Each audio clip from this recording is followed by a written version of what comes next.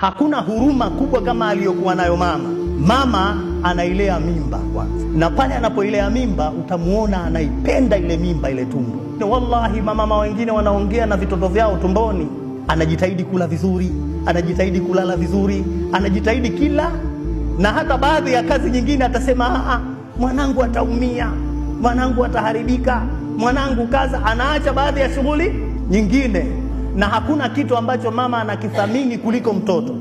Kuna mamama wamepata watoto kisha wakawa labda waume zao wamefariki au wamewaacha afu wakaenda kuishi na kuolewa na nyumba nyingine, utamkuta yule mama na vitoto vyake amevibeba. Kuna mamama tunawaona wanatembea na mandoo ya ndizi, madishi ya ndizi na machungwa wanauza barabarani, hamwachi mtoto wake. Ushaikuona hiyo?